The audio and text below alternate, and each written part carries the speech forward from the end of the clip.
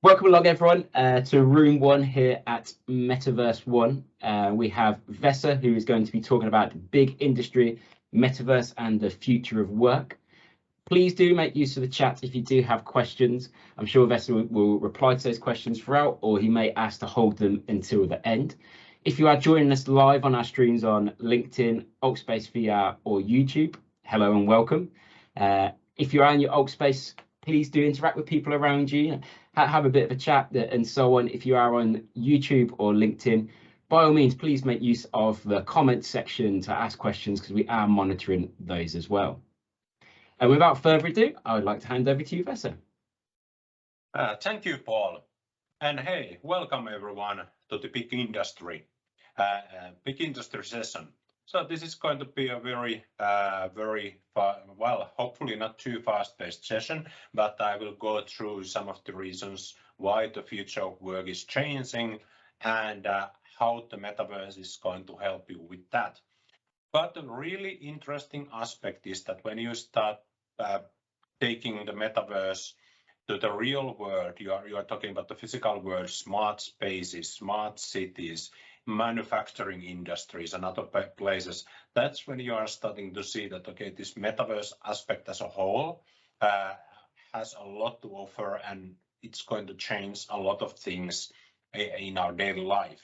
It's going to basically affect everyone as time goes by. Some of these things are already something you can use today and are already existing in place today. But then, of course, some things are still upcoming. So we are talking about things that are relevant from today to next few years, at least. My name is Vesa Nopanen, but please do call me Vesku. I'm a principal consultant for Metaverse and future work at Sulava. But of course, please check out my LinkedIn or join my network there. Everyone's welcome. And of course, the Twitter, I will be posting things about the metaverse and of course upcoming sessions and everything, whatever is relevant to the social media. But please do follow my blog or at least read it now and then. I'm trying to post the weekly articles about the metaverse, and then there's some other articles about Microsoft Teams as well, because it used to be my Teams day before I switched the name almost a year ago. So without further ads or anything like that, let's go down to the business. The future of work, it's a big thing, and we are knowing that things are changing. Well, we have seen that things changed a couple of years ago already, a very dramatic change, and we are now seeing a lot of changes. For example, the energy crisis is something that's going to be a big thing that's going to affect how we can travel, how we are getting along, and how we are using the energy, for example. So it looks like the trend is starting to become more like there's going to be crises and changes all the time in the world. Some may be small and some may be larger, and not everything is affecting everyone at the same time either. So it's really good to keep in mind, okay, in what kind of world we are today and where we are going. For example, the hybrid work and world is here. We are already living in that world, and it's going to stay, and it's going to be the default and in many ways. We will be working from home. I'm doing this presentation from my home office, and Paul was in UK. I'm in Finland. So we are doing this event online from different parts of the world.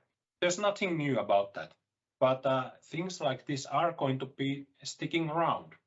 Think about the last Microsoft build. There were some regional spotlights, but everything was also streamed out live, so everyone was able to attend. So you are seeing more and more hybrid events all the time. And when the work is going to be more hybrid, the work is also going to be more asynchronous.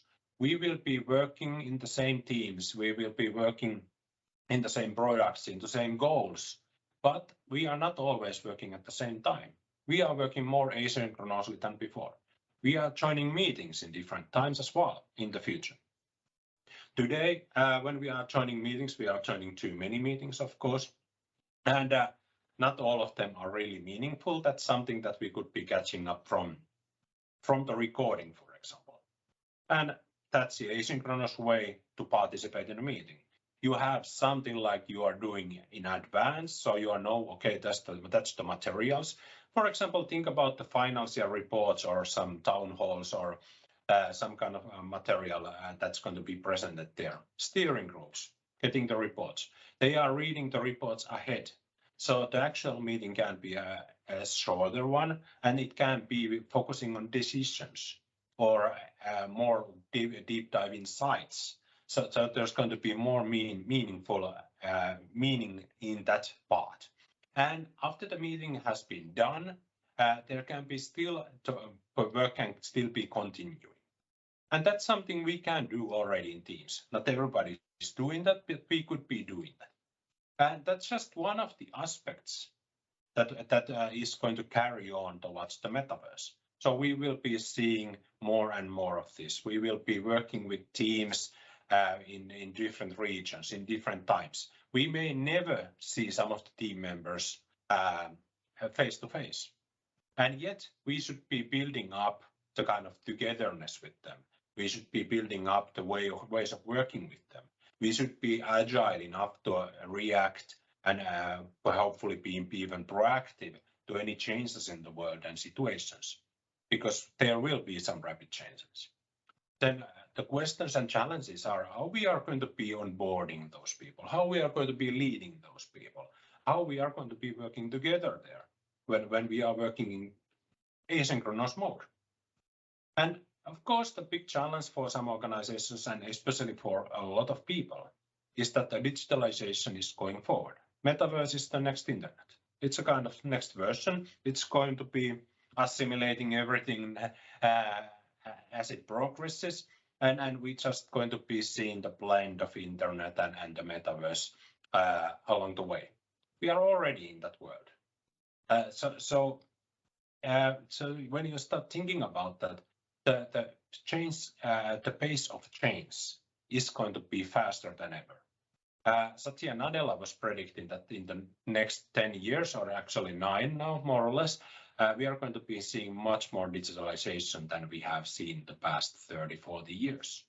So we are going to see things advancing very fast, and it's going to cause issues. And the learning, for example, is one of the big things that we need to have up and running, and so people can kind of stay up with this. And one of the big things, I saved it for the last, is basically that the future employees. So you could call them younger people, or nowadays they are teenagers, and they will be our colleagues during one day. For example, my youngest colleague isn't even 20 years old yet. He's 19, and he's brilliant.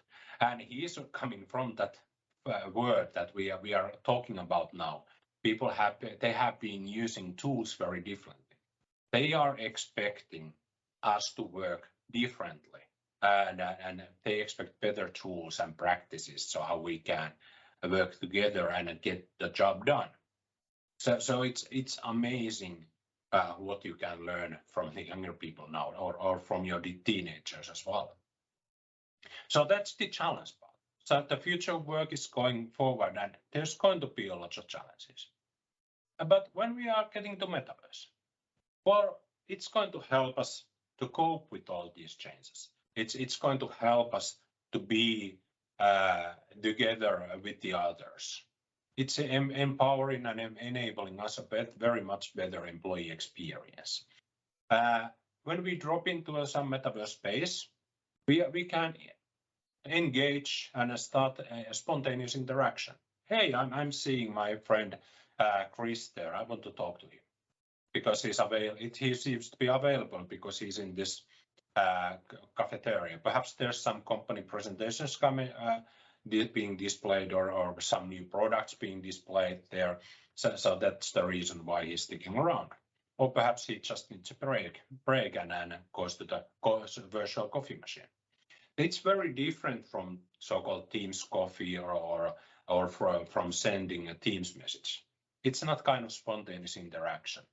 It's something I can virtually walk to someone and start talking to that person, and they can respond instead of we are hooking up a meeting for that. Because if someone else is dropping in, they can join the conversation as well. So we will be seeing more of this with the metaverse, and it will create that feeling of togetherness, because we are seeing the avatars in the space. No, they are not like the real us. They don't look the real us. And personally, I think my avatar is going to lose some weight compared to the real me. That needs to happen. So I'm really glad the avatar doesn't have to be the real me anyway. But you are going to be seeing those people. If you go to the metaverse today, if you go, for example, to the old space, we have the old space venue up and running, and this session is streaming there. So everyone in there, hi to you, and so you can go ahead and interact with these people. You don't have to know them, you don't have to send them messages, but you can start talking, and that's going to be the fun part in there. You can feel the presence, even as limited as Altspace in a way is. But to see what you can do at Altspace, you should really check out the after party we have of all these sessions, because that's going to be a very, very good way to see, okay, this is what the metaverse can provide when Mesh for Teams and everything like that becomes available.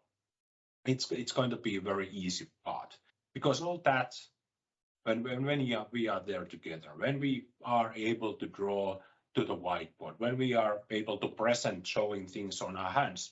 I'm presenting now, I'm talking with my hands, a very atypical thing for a Finnish person, I guess. But if I were in the metaverse doing this presentation, I could point to the slides, I could point to the screen, and have my body language be there on top of just my face. Yeah, with video feed, the face is more natural, of course, and it's not the avatar. It's not blue, purple-skinned person like my Altspace avatar is. But instead, with more kind of the body into that, you will get that kind of, hey, we are feeling something here. We are interacting, because the experience I have are pointing to that direction. That's why I'm really excited about this. Of course, when we are in there, it's going to spark the innovation. It's going to make some of the co-creation easier, just like when you are in a physical meeting room or in room with somebody else. There's going to be a much more interaction. There's going to be much more chemistry. So the metaverse is going to be better than just the regular 2D meetings like this one. And but it's not going to be replacing the real world either, of course not. But it's going to be a good step forward. And as technology progresses, hey, tech is always easy. It's going to be easier and easier to kind of forget that we are in the virtual world. And I think the big thing about there is that with the immersive experience or immersive metaverse, we are going to be creating memories. And we are going to have an experience when we are there. And that's what I'm hoping for the after party as well, to have something, okay, I can remember this much better than a regular meeting. And all that should be more or less helping with 3 key points. Of course, with employees. When they are feeling they are more there, they have a feeling of togetherness. We have higher satisfaction and retention. So people are not switching companies, because a lot of millennials are planning to switch companies. Almost half of them have considered switching a company already during this year. So that is happening all the time. And it's really important that we are having, keeping our assets, so to say, keeping our resources, keeping our people in there, because they have experience, they have the knowledge, they know these things. And of course, the inclusion. The avatar can help there, because you might be a very, very, very introvert. And it might be really difficult to turn on the camera. And so using an avatar, it can help things to go more smoothly. You can, of course, mask things like overweight if you want, or you can mask other things with the avatar. So just finding the right balance there, and it can help with the interaction. instead of thinking about that person or how that person looks, you are thinking about what they are saying. You are hearing their thoughts and ideas. And that's why I think the inclusion as well as diversity is very important, because everybody can join these virtual meetings. Everybody can join these virtual rooms, virtual spaces. Yeah, you may have some physical disabilities, you may have some other disabilities as well. And bringing people there, it's going to make it more helpful. And the diversity is important because if we are talking about innovation, when we are talking about that, and we are talking about it a lot, is that we are getting different opinions. If I'm talking to my close colleague or friend, we are more or less sharing the same bubble. We are thinking similarly together. But when we are taking someone from a very different perspective and different background with different experiences, then we are breaking the bubble and we are getting more new people, more new ideas and better innovation through that.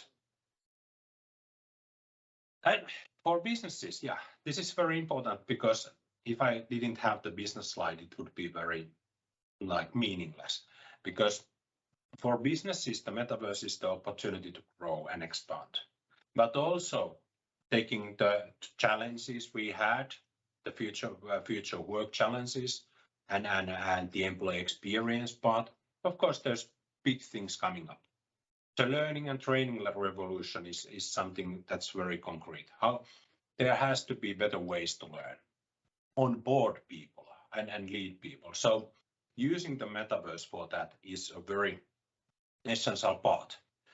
For example, you could be doing some of the onboarding already before you even join the company, or when you are joining the company, you have just signed the contract and then you could start the pre-onboarding before you start. And when you start, you would be already way ahead. For example, seeing people, you have to see their holograms, you have seen the messages, so you already are familiar with the company. Perhaps you have already roamed the office in 3D world, so you know your way around when you first arrive there. It's going to be so much easier there. Of course, for besides the onboarding part, which is really important, for, especially for businesses who have a high turnover on the employees, so people are coming and going often. So you need to have effective as much self-service onboarding as possible, but yet create that feeling of togetherness. So the metaverse has a big place there. But also when you start visualizing information, you start visualizing the spaces, you are starting to create those synchronized digital twins that are visualizing the office, they are visualizing the hotel, the resort, the city. So you are getting more information there, but since you can visualize that, it's going to be much better than watching those Power BI dashboards, which are of course important. You can bring the dashboards there, but thing is that, okay, which of those are important? Okay, there's the model of our building. There's some red in there. Let's open that part, and we are starting to see information about the heating. Okay, we are using too much overall more energy in that area than we are using in the others. What's the difference there? How we can dig into that and how we are fine-tune things, and then do cost savings. Or thinking about our utilization of space, how our office space is being used, and how our meeting rooms be used. If some rooms are showing more traffic than the others, what's wrong with the others? And then eventually you can come up with cost savings, because whenever we digitalize processes and streamline things and reduce the needs for energy and so we come up with cost savings.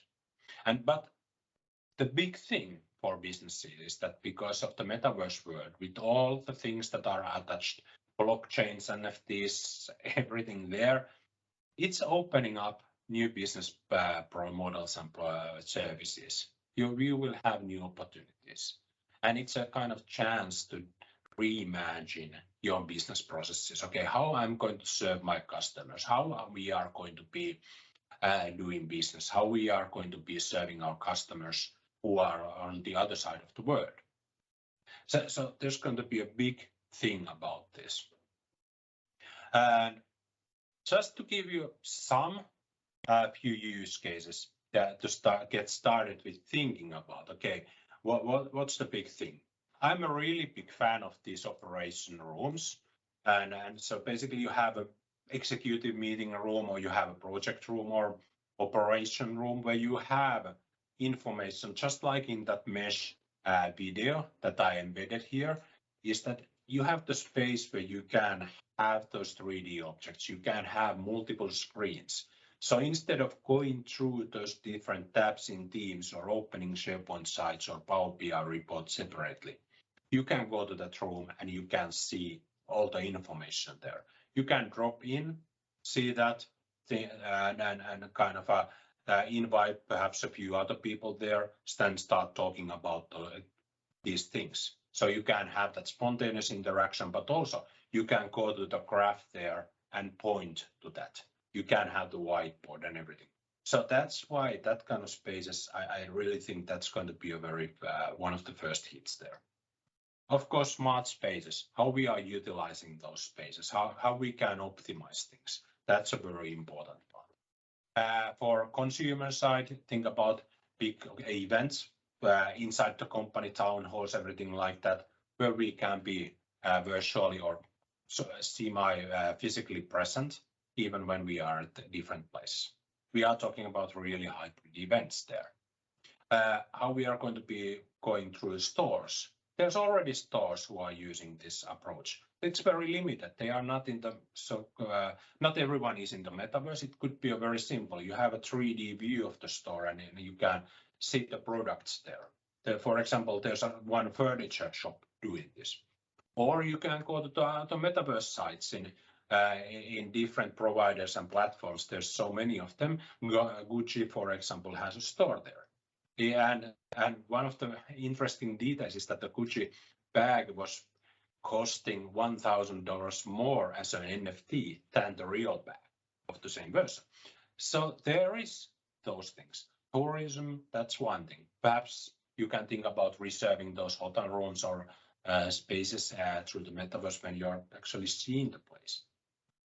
The big thing, however, what's more real today is the field services in the way. So field workers, remote assistant, you have assistants. So you have that maintenance person who's not that skilled perhaps, or maintenance person going to the site and doing some fixes, but needs help from the engineer, for example.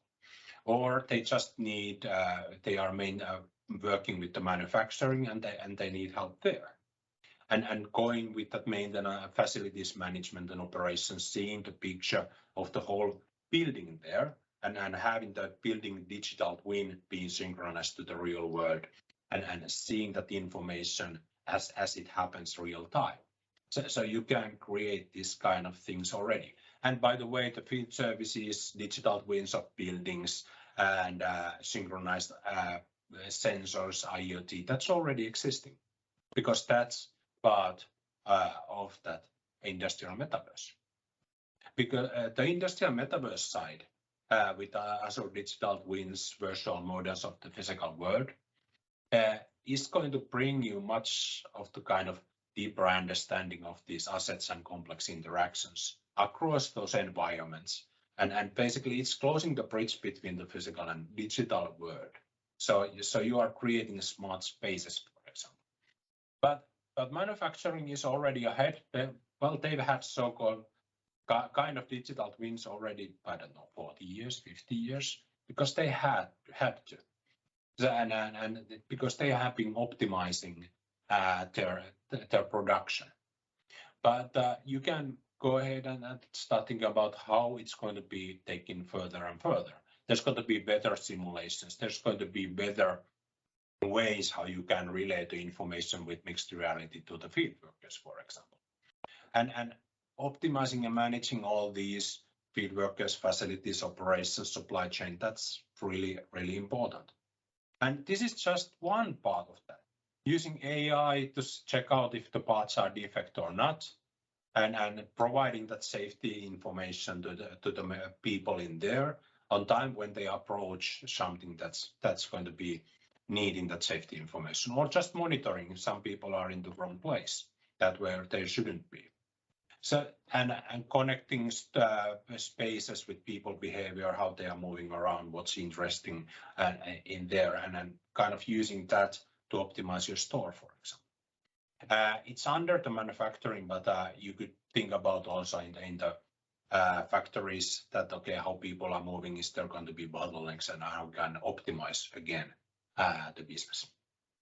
And that's just one of these industries. Think about there's lots of other things for retails and energies and smart cities and so on.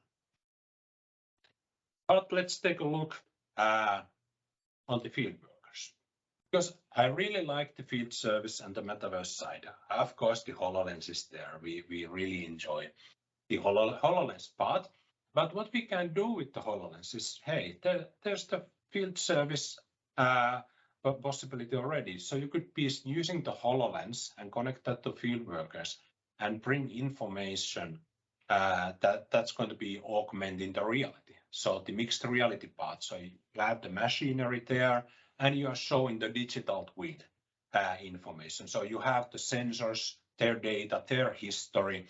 There might be checklists that the person needs to do.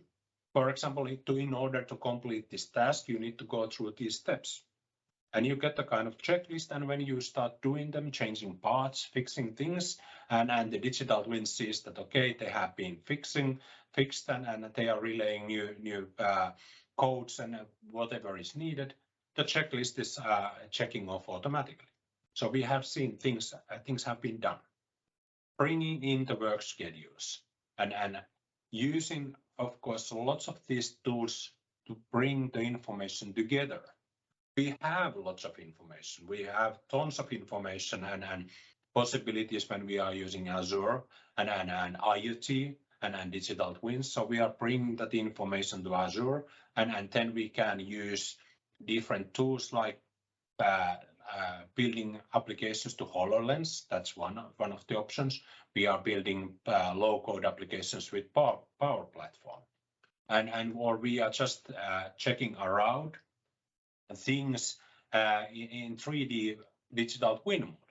So we are seeing the goggles there and everything. So it's kind of big thing that where you can start to utilize the information and make it more productive in total. We have the information, but we haven't really connected all that. Think about the possibilities using the AI and object recognition that's going to be working with the HoloLenses. So there's huge number of things you could be doing. But when you are really going to that you have, for example, the supply chain management, you have the data from different systems.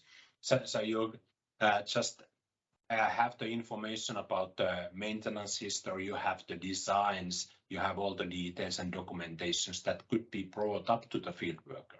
So when they go and maintain some device there or think about the process, they can see everything that's relevant to their job. And you can even bring in things like 3D scanned interiors and exteriors.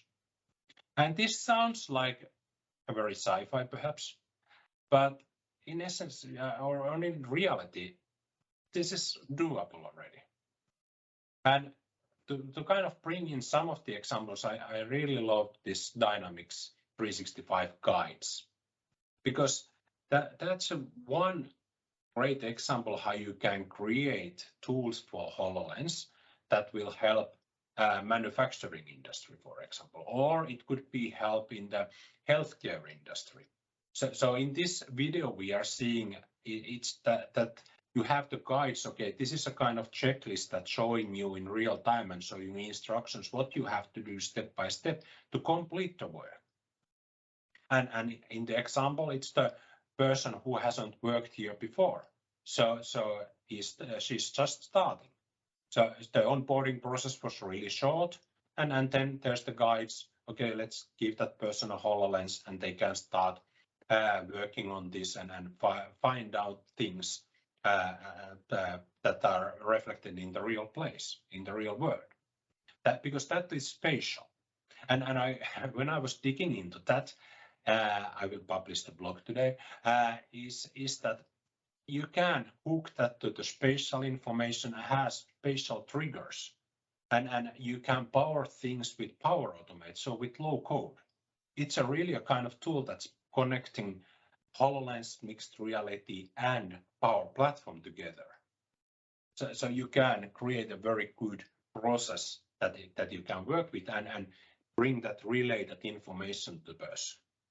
So that's why I think it's really great, because, for example, do you have something, a task you haven't done very often, and it's a complex task. So that's the other use case where you want to use this. So you know you are doing things right, and when you approach certain area, there might be a warning. Okay, stay away from that area because it's really hot. So you can improve the worker safety. Or in healthcare, the nurse is going to connect or do some, use some devices, and for some reason usually they are onboarded very well, so they know what they're doing. But there are things you don't want to kind of have any mistakes, because the results could be fatal. So in that sense, there could be step-by-step instructions, do that. Or just make it help those the training or onboarding process. Think about car maintenance people who have to deal with the electric cars. That technology could help there as well. So there are lots of use cases for Dynamics 365 guides. And I think that's one of the key things why I think the Industrial Metaverse is already way ahead of the collaboration on Metaverse.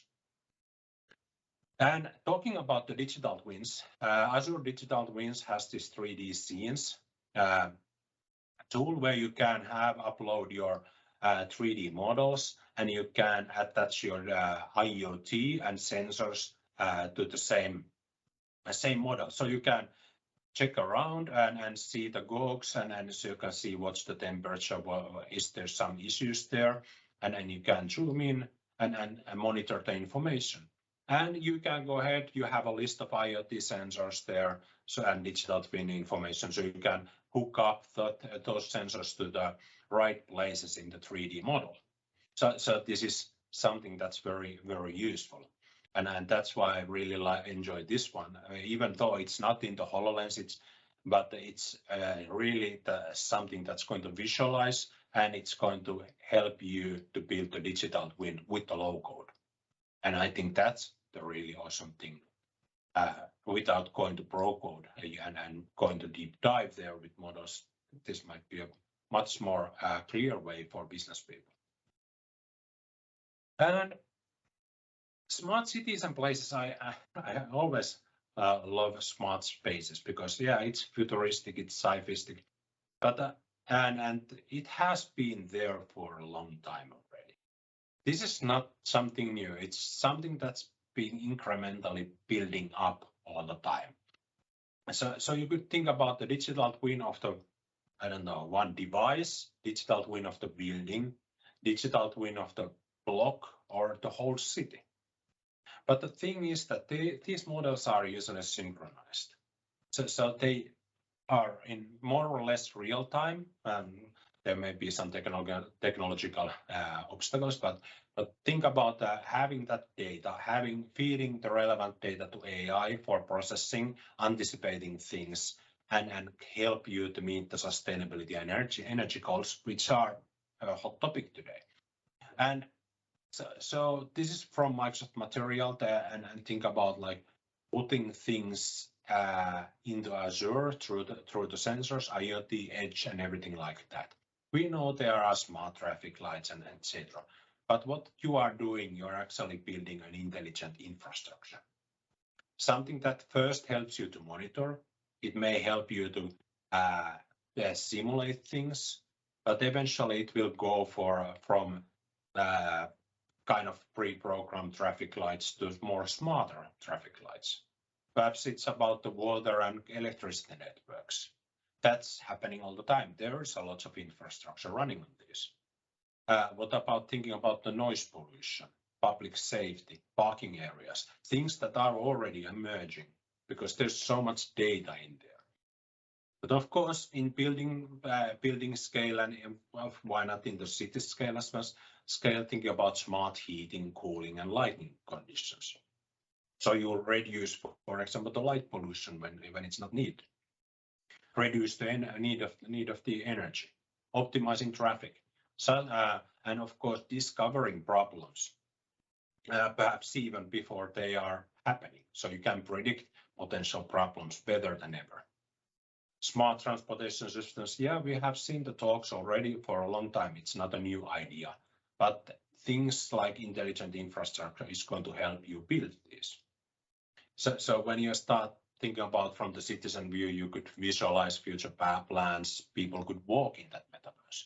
They could provide feedback, for example, and create enhanced resident or citizen services with digitalized processes, making things smoother.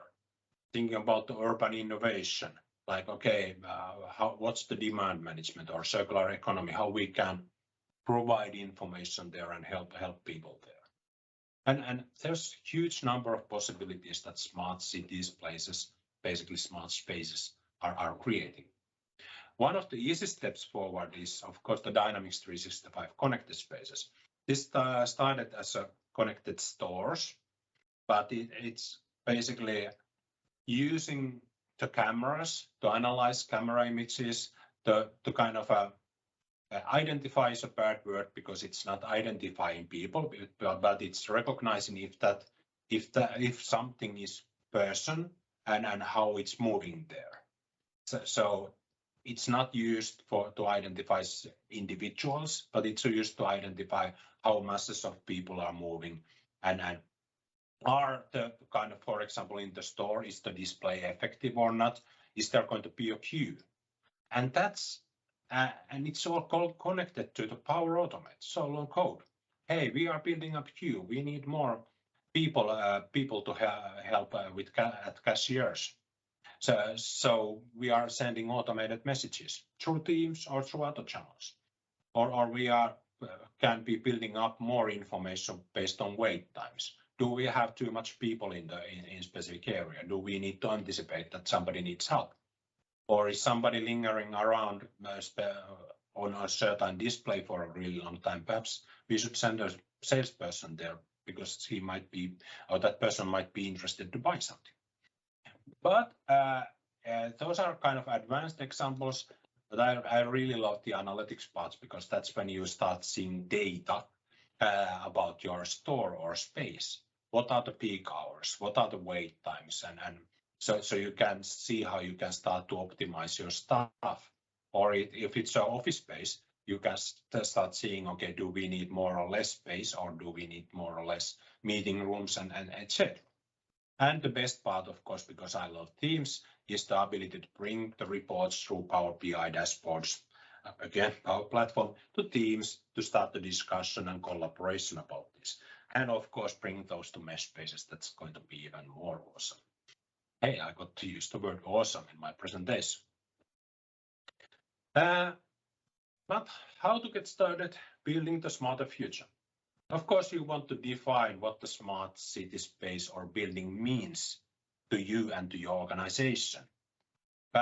Establish the goals and find and prioritize the use cases. Get everyone involved from the organization. This is not something the IT does or HR does. This is something that involves whole organization.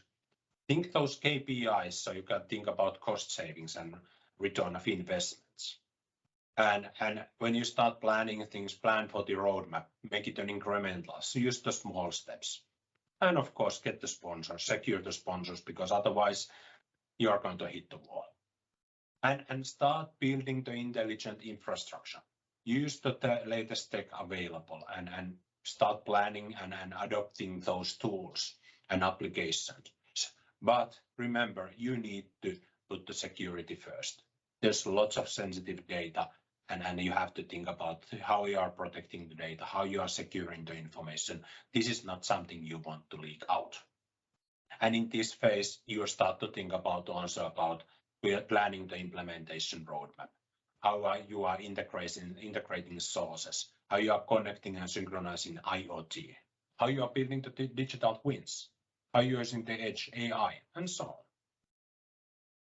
on. And then you have part of the infrastructure, but you want to leverage that. And that means that you have more data sources, you have more systems. Bring in that information and think the security, of course, there, but you integrate that data. It may be structured or unstructured data. And for example, you might have free-form surveys. You may have some kind of signals, pulses, observers, feedback from the field, for example. All that you might want to connect so you can get more relevant information for the AI. And generally, these are large projects. Well, depends on the scale, but when you are going to the building scale, for example, or city scale, you need to create a network of partners. Leveraging, activating your network and collaboration part, and so you have public and private sector, especially in smart cities involved. So you have the ecosystem. We have an excellent community, for example, here, and in this community, collaboration rocks.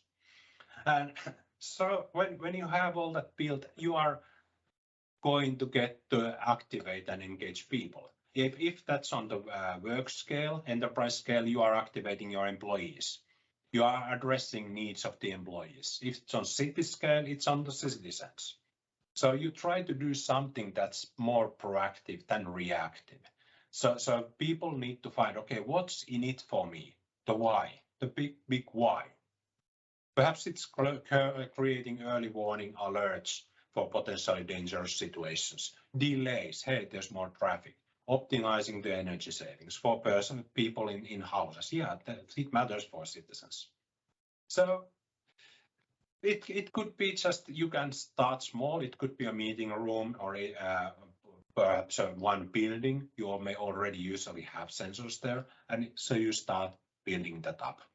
And for businesses, the energy and cost savings, that's a really big driver. So you have to think about that. Microsoft has some figures that up to about 20 to 30% on the water can be saved with smarter building, basically wasted water consumed in buildings. And this is according to Microsoft. So you can build these on Microsoft. You could be looking forward, okay, where's the mesh for Teams? It's not here yet, but if you start looking at this other stack, everything else is there. The Microsoft Mesh platform running on Azure, I'm really looking forward to that because that's enabling us to create our own worlds or our own digital twins there, and being able to collaborate there. That's something I'm really looking forward. But the thing is that we are going to be seeing the virtual reality spaces. We are going to be seeing mixed reality. So the metaverse loves both. That's for sure. The low code is something that's going to be driving this a lot. But if you want to get started already, or you should think about that is that Dynamics 365 and Azure, the components are already there. You can use the metaverse. The big industry is already using them. And we can do that using the Microsoft resources. And what we are missing, for example, is just the mesh part, the kind of the easy user interface. Because, okay, let's get back. One hiccup per session, that's what I have to have. Basically, thinking about the metaverse, we are talking about that mixed reality. We are talking about the VR. We are talking about synchronized and visualized digital twins. So we are bringing the information and thinking about the smart spaces and using all this for learning and training scenarios. This is just a simple mesh example on HoloLens. You could be doing that. You can use metaverse already and mesh for training and learning needs if you want to. But of course, when you talk about the different kind of learning, yeah, there's also tools for that. But you are going to be using these for meetings, events, and workshops. And of course, businesses are going to reimagine their processes. But what I was about to say when I was coming to this slide is that The metaverse is basically there, and currently we are using different tools to join in to the mixed reality. We are using different tools to join the virtual spaces and etc. But how I see it is that the Microsoft Mesh is going to unify that. It's going to make us very easy for us to join the metaverse, be it mixed reality or virtual reality world. And we will be doing that through Teams without the need for headset, which is really important for lots of people. But for those who have a headset and immersive experience, you are going to get great experiences and memories, and of course with mixed reality as well, with HoloLenses. So I'm more or less on time. I'm really glad I took away a few slides there. But of course, please do rate my session and join the other sessions in our inaugural event. It was really fun to put up, and of course, it's even more fun to see how it's progressing. And of course, please do show us your love on social using the hashtag Metaverse1. So thank you, everyone, and I hope I will be seeing you in different other events. I will be traveling, in fact, in this autumn a few times. I will be at GITEX Dubai speaking. I will be at South Coast Summit in UK in person, and ESPC in Copenhagen, so Copenhagen in Finnish, and of course in the Microsoft 365 conference in Las Vegas in December. So there's going to be a lot of traveling, but also the Cloud 8 Summit is the next in line. It's coming, and it's going to be an online conference. So thank you, everyone, and thank you for joining, and thank you for enjoying the event. And I really hope you liked the session. And I didn't see any questions so far. Either I was going very high, so you don't really have questions. Okay, that's or everything was really, really clear. If anyone does want to ask any questions, please do make use of the chat, or you can use the raise hand functionality and we can unmute your microphone to ask your question. Thank you, though, Vesa. It was a great in-depth talk there. Really good, and you know, the knowledge and information you shared was brilliant. And we can see, you know, it's exciting times ahead, isn't it, for people? We've seen lots of change going from working lots of face-to-face, working remotely, hybrid, and now the next journey for us is what we've got coming with the metaverse. And for me, it's, you know, it's what we've always dreamed of, isn't it? When we've watched those 80s films and stuff, the world's going to be in virtual reality, and you know, we're slowly getting there. Yeah, you got me on that. Yeah, exactly, because I was a sci-fi fan from 80s and 90s, and seeing these things unravel in real life, that's amazing. It's kind of fun to think, okay, what was going to be 2020s when it was 1990s something, and so I'm saying we are behind in some things. We are not living on the moon yet, but we are ahead on a lot of other things, and I think this technology is enabling so much for us as people and as humans.